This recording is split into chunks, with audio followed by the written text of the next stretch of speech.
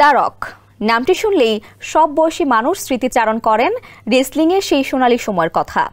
তখন ঘন্টার পর ঘন্টা অপেক্ষায় থাকার পর সন্ধ্যা হলেই টিভির সামনে বসতেন রকের রেসলিং খেলা দেখার জন্য। ছিলেন সবার কাছেই সেরা। তবে সিনেমায় পা রাখার পর তাকে সবাই ডোয়াইন জনসন হিসেবে চিনে থাকেন। রেসলিংয়ের মতো হলিউড জগতেও একের পর এক ব্লকবাস্টার সিনেমা উপহার দিয়ে ইন্ডাস্ট্রিতে জায়গা করে নিয়েছেন সবার উপরে। কিন্তু এবার চলার পথে হঠাৎ পড়ল বাধা। তামজিদ হোসেনের ডেস্ক রিপোর্ট।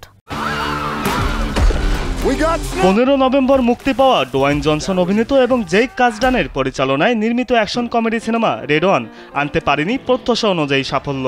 জনসনের পূর্বের সিনেমাগুলোতে দর্শক যেমন মুখিয়ে থাকতেন দেখার জন্য, এবার হয়েছে একদম তার বিপরীত চিত্র। স্যান্ডেলিনা সো রূপচর্চায় আভিজাত্য। তার অভিনীত মুক্তিপ্রাপ্ত সিনেমাটি পারছে না আশানুরূপ দর্শক টানতে।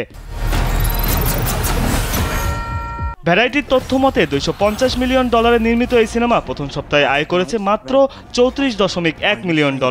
এদিকে ছবিটি বিশ্বব্যাপী প্রচার এবং বিপণন করতে ব্যয় হয়েছে আরও $100 মিলিয়ন। এমন ব্যয়বহুল সিনেমা প্রথম সপ্তাহে যে আয় করেছে সেটা তুলনামূলকভাবে অনেক কম, এমনটাই মনে করছেন বিশ্লেষকরা।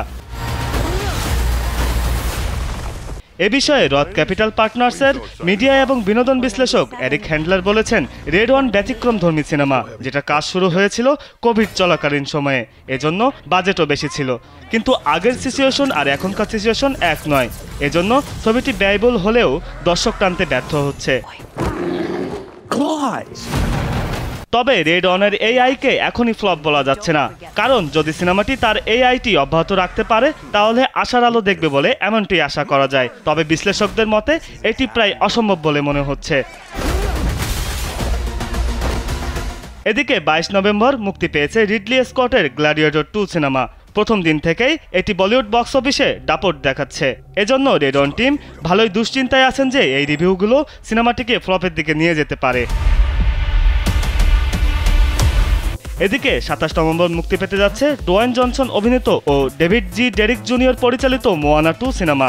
এতে জনসনের পাশাপাশি অভিনয় করছেন আউলি ক্রাবালহো, অ্যালান টুডিক সহ অনেকে। তামজিদ হোসেন, কালবেলা।